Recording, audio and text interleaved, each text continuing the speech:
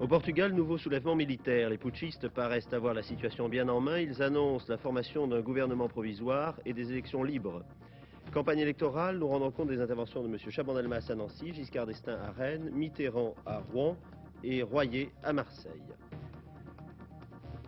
Football, le Bayern de Munich et l'Atlético de Madrid se sont qualifiés pour la finale de la Coupe d'Europe de football en battant hier soir U17 de Budapest et le Celtic de Glasgow. Mesdames, Mesdemoiselles, Messieurs, bonjour. Portugal. Dans un communiqué publié ce matin à 11 h à Lisbonne, le commandement du mouvement des forces armées, c'est-à-dire des putschistes, annonce qu'il contrôle presque entièrement la situation et que le ministre de l'armée est entré en pourparlers avec les rebelles. Et également qu'un gouvernement provisoire a été formé qui restera en fonction, disent les putschistes, jusqu'à l'organisation d'élections libres. C'est donc 40 jours après la première mutinerie qui avait avorté qu'un nouveau soulèvement d'envergure, celui-ci, a ébranlé ce matin le Portugal. Le profond malaise, perceptible depuis longtemps dans la vie politique portugaise, a abouti à 5 h ce matin à une crise aiguë. Les chars ont pris position à Lisbonne, un émetteur de radio a été occupé. La situation n'est pas encore tout à fait claire, mais l'impression qui prévaut est que ce soulèvement a été mieux organisé que le précédent et qu'il a donc plus de chances de réussir. Un rappel maintenant des événements qui ont précédé le soulèvement d'aujourd'hui et qui expliquent également, dans une certaine mesure, les raisons de ce soulèvement. Le mouvement des forces armées rebelle au régime du Premier ministre Marcelo Caetano et du président de la République du Portugal, l'amiral Américo Tomás, a installé donc ce matin avant l'aube ses troupes au point stratégique de Lisbonne. Issu de l'armée de terre, le mouvement semble avoir été rejoint par la marine. Lisbonne est calme ce matin, la circulation est réduite, beaucoup de boutiques, de magasins, de banques sont restés fermés. Les rebelles, qui se sont emparés de la radio de Lisbonne, ont demandé à la population de rester chez elle. Cette fois-ci, la rébellion semble avoir les choses bien en main. Le ministre de l'Intérieur, celui de la guerre, celui de l'armée ont été arrêtés. Dans un communiqué, les rebelles ont annoncé la formation d'un gouvernement provisoire qui restera en place jusqu'à ce que tiennent les élections libres au Portugal. Les libertés démocratiques vont être rétablies. Une longue page de l'histoire du Portugal est ainsi tournée. Le premier changement était intervenu à la mort de Salazar, qui avait tenu ce petit pays de 9 millions d'habitants dans sa poigne de fer pendant 30 ans.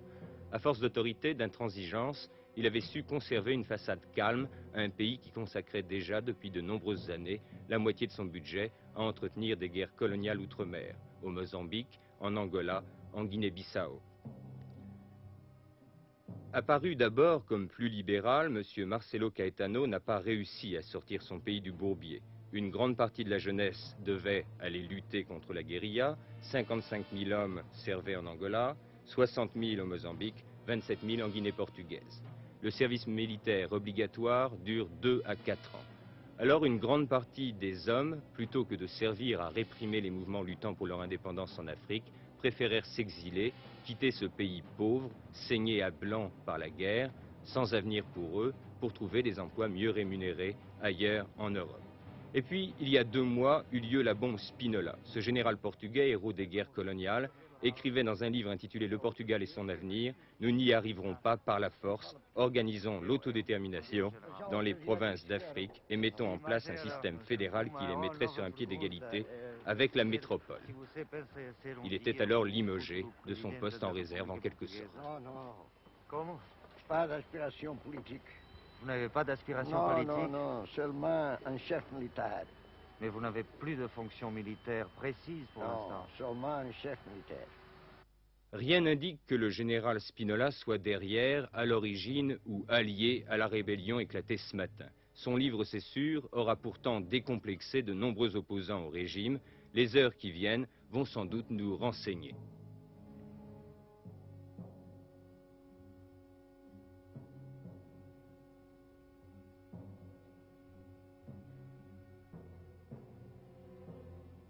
Une dépêche qui nous parvient à l'instant annonce que le mouvement des forces armées, c'est-à-dire les putschistes à Lisbonne, annonce qu'ils ont obtenu la reddition du gouvernement Caetano.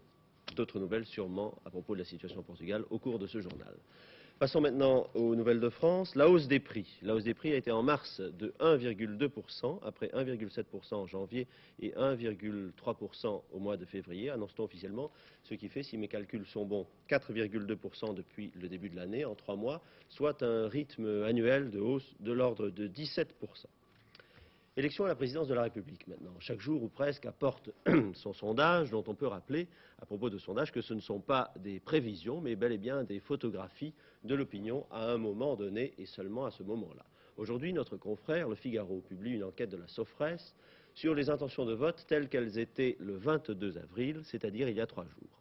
M. Mitterrand recueille 42% de ses intentions de vote, soit un gain de 2%. M. Giscard d'Estaing reste à 28%. M. Jacques Chaban-Delmas le suit à 24%, moins 2%. Notons également 4% d'intentions de vote pour M. Royer, moins 1%, et 2% pour les candidats restants. Les principaux candidats ont poursuivi hier leur tour de France. Ils étaient à Nancy, Rennes et Rouen.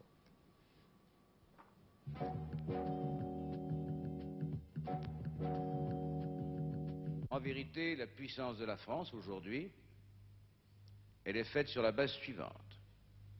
Taux de croissance, oui. Qui fait cette croissance? Qui la paye? Et qui en reçoit les fruits?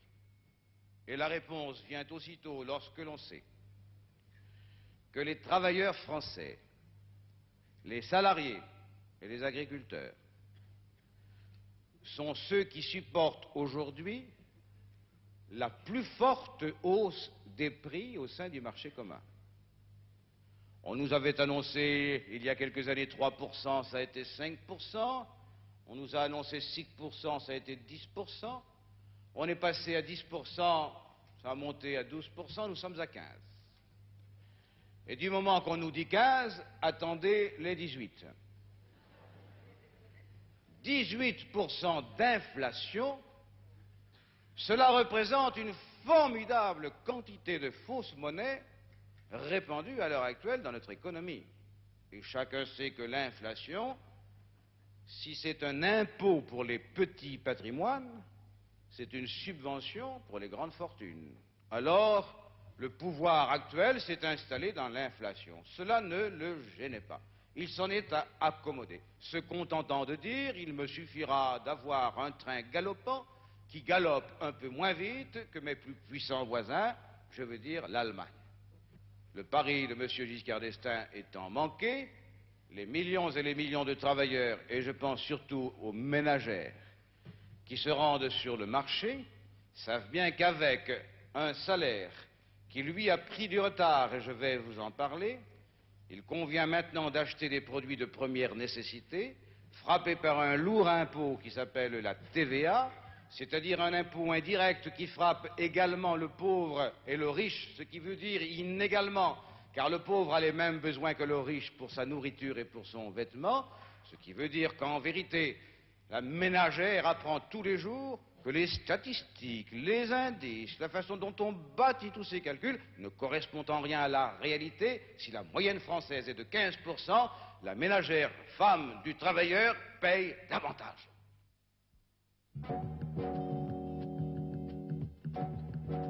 5 à 6 000 personnes hier soir à la salle Omnisport de Rennes où M. Valéry Giscard d'Estaing, accompagné par M. Christian Bonnet et Jean Le Canuet, tenait son 3e et dernier meeting de la journée après Le Mans et Brest.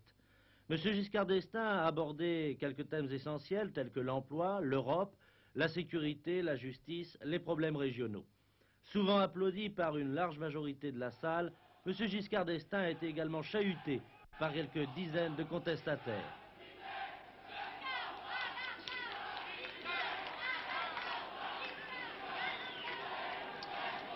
Cette élection présidentielle, et je vous laisse exprès pousser votre slogan pendant quelques minutes pour vous faire réaliser combien il est peu repris par la salle.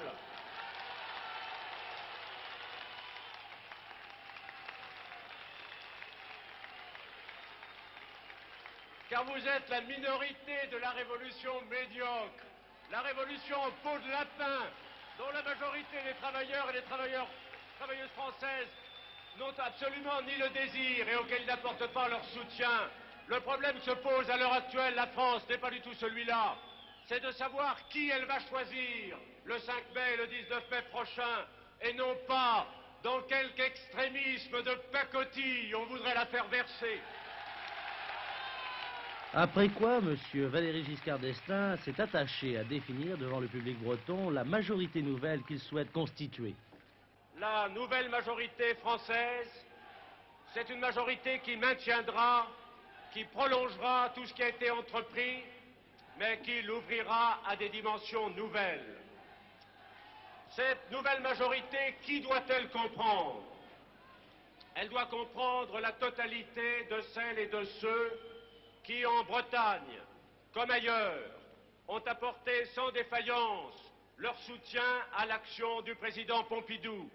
Mais, puisque nous sommes dans une circonstance nouvelle, il faut en même temps que cette majorité devienne une majorité nouvelle. Et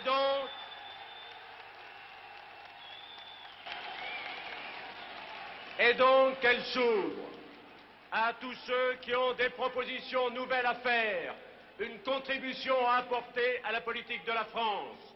Et c'est cette majorité nouvelle qui doit apparaître dans les urnes le 5 mai et le 19 mai prochain.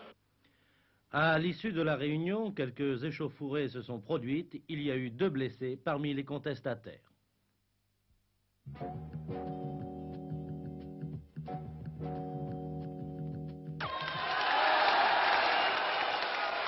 Nancy, le hall de la Foire Exposition était archi-comble hier soir. C'est une salle jeune, des étudiants et des ouvriers.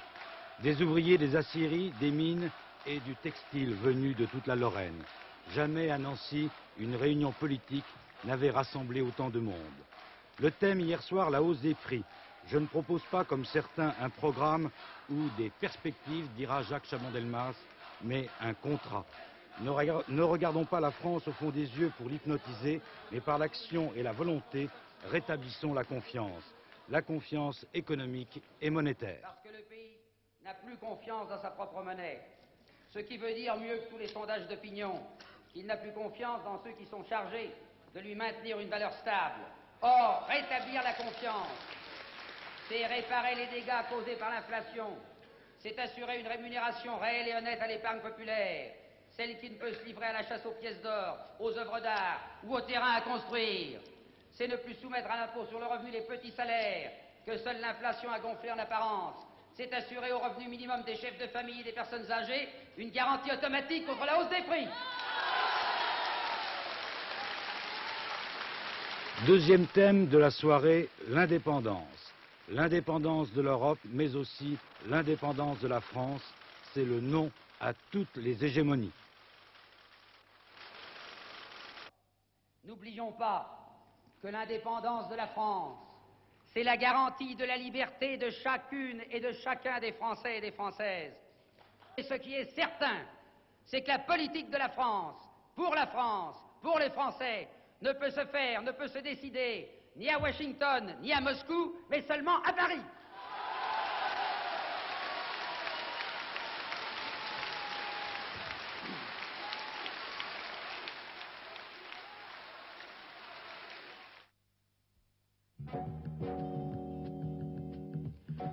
Jean Royer n'a pas fait salle comble hier soir à Marseille, la ville de M. Gaston Defferre. Mais comme à Rennes, Nancy, Montpellier, c'est pendant près d'1h30 que l'ancien ministre a de nouveau expliqué toutes les idées maîtresses de son programme, en particulier son plan social. Premier chapitre, la protection de la famille, cellule de base de la société. Père de 5 enfants, Jean Royer a réaffirmé son opposition à l'avortement. Deuxième chapitre, l'éducation. Ancien instituteur, Jean Royer a réclamé un enseignement moins théorique et plus pratique grâce à des stages dans des ateliers, des usines ou des entreprises. Enfin, dernier chapitre du plan social, l'emploi. Le maire de Tours a parlé en particulier du problème des émigrés. Il faut d'abord avoir une idée de l'équilibre entre le nombre de travailleurs étrangers et le nombre de travailleurs manuels français.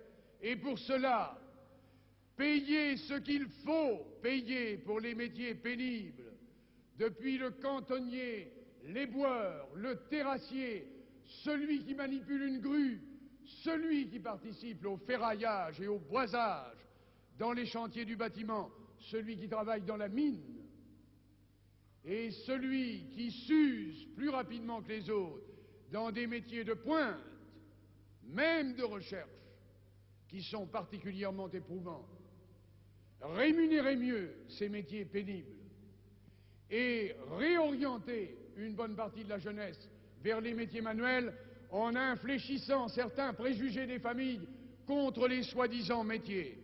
Il faut réhabiliter la côte bleue face au col blanc. Eh bien, nous revenons maintenant à la situation au Portugal. Je vous rappelle la nouvelle que je vous donnais il y a un instant. Le mouvement des forces armées annonce qu'il a obtenu la reddition du gouvernement Caetano. Les forces armées sont acclamées, nous dit l'agence France-Presse, dans les rues de Lisbonne. Sur la grande place, une foule considérable crie « Victoire, victoire » sur la grande place de la capitale où notre confrère Jean-François Chauvel se trouvait hier soir encore. Il vient de rentrer. Et Jean-François Chauvel, vous avez eu ce matin votre équipe que vous avez laissée là-bas, qui fait un reportage pour le magazine de la 3e chaîne 52 que vous dirigez. Vous avez eu ce matin votre équipe au téléphone. Quelles sont les nouvelles que vous avez pu avoir? Eh bien, c'est effectivement ce mouvement des capitaines dont on parlait beaucoup depuis quelque temps qui est à l'origine du mouvement, puisque Dominique de Roux avait rencontré hier soir un de ses capitaines et il a été réveillé à 4h30 ce matin par le même capitaine qui lui a dit « ça y est, c'est parti ». Alors il s'est tout de suite précipité dans la rue pour aller voir ce qui se passait et il s'est rendu tout de suite au domicile du général Spinola. Général Spinola, comme vous le savez, a, il y a 3 mois, sorti un livre qui a fait scandale. Ce livre, consacré au futur du Portugal, expliquait d'abord une évidence, c'est-à-dire que la guerre que mènent les Portugais en Afrique ne peut pas être gagnée par des moyens militaires, et faisait une proposition, c'est-à-dire transformer l'Empire portugais en une fédération d'États autonomes, le tout étant confirmé par l'autodétermination des populations. Ce livre a fait scandale, mais il a tiré à 200 000 exemplaires en 3 mois, ce qui est le plus fort tirage jamais observé dans la littérature portugaise. Et alors peut-on dire à ce propos que le général Spinola est derrière le putsch de ce matin? Eh bien oui, il est derrière, plus exactement les putschistes se réclament de lui, car Dominique de Roux est allé donc au domicile du général Spinola, la rue où est la maison du général Spinola était barrée par des troupes, par des soldats. Il a parlé avec le capitaine commandant ces soldats qui lui a dit oui, le général est libre, oui, nous sommes avec lui, oui, le général est parti pour l'état-major. Donc c'est à l'état-major que ça se passe en ce moment. Ce qui est intéressant à souligner dans cette affaire, c'est que le général Spinola, qui est un héros pour l'armée portugaise, il a été décoré au mois d'octobre dernier par le président de la République de la plus haute distinction militaire portugaise jamais accordée à un militaire depuis 50 ans, l'ordre de la Tour et de l'Épée. Le général Spinola est au fond d'accord avec le président du Conseil, Caetano, qui est actuellement démissionnaire. Je ne sais pas s'il est démissionnaire, mais nous allons voir, car en fait, les ultras s'étaient regroupés autour du président de la République, l'amiral Américo Thomas, qui est un monsieur de 82 ans, et Caetano avait été obligé de s'incliner devant le président de la République. Car vous savez, au Portugal, c'est comme en France, le pouvoir appartient au président de la République. C'est lui qui nomme le président du Conseil, qui n'est pas responsable devant le Parlement. Alors, il sera intéressant de voir maintenant si Spinola et Caetano s'entendent pour justement transformer le climat politique au Portugal et définir de nouveaux objectifs pour la politique outre-mer. Très bien, mais écoutez, nous en reparlerons ce soir puisque vous revenez pour notre édition de 19h45. Merci. Maintenant, la suite de l'actualité en France.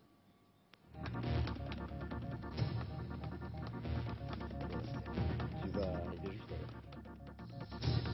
Le SMIC relevé le 1er mai, le ministère du Travail annonce que l'augmentation pourrait être supérieure à l'indexation sur la hausse des prix et atteindre 4%, ce qui porterait le salaire mensuel pour 40 heures à un peu plus de 1000 francs. La CGT et la CFDT réclament 1200 francs pour 40 heures de travail. Une nouvelle hausse du SMIC est prévue pour le 1er juillet. Réduction du prix des transports maritimes et aériens entre le continent et la Corse à partir de samedi. Cette réduction de 13 à 20%, annoncée par M. Olivier Guichard, intervient à la suite du récent voyage en Corse de M. Pierre Messmer. Mais cette réduction n'est pas valable pendant les grandes vacances, sauf pour les résidents en Corse. Autre décision, le gouvernement financera un programme de 12 millions de francs pour remettre en état le chemin de fer corse.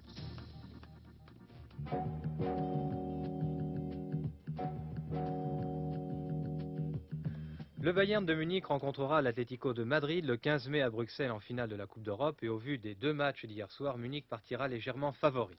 L'équipe de Beckenbauer et Müller, après avoir débuté prudemment devant Uspets de Budapest, a réussi en effet un match très convaincant au stade olympique de Munich devant 80 000 spectateurs.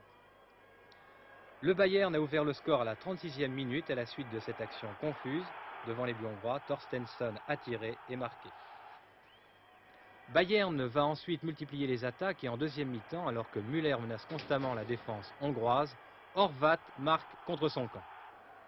Gerd Müller, le meilleur buteur européen, va d'ailleurs inscrire à son tour un but après avoir échoué ici au ralenti devant le gardien hongrois. Et sur le corner qui suit, Müller exploite une erreur du goal du Spetz. 3-0 pour Munich. Au ralenti, le tir de Müller, vous allez voir, le ballon passe au ras des poteaux.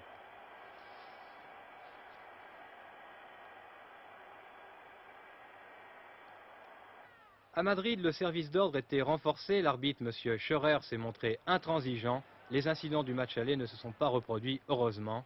Et l'Atlético de Madrid a prouvé qu'il savait aussi jouer au football. Voici d'ailleurs son premier but réussi par Garaté à la 75e minute.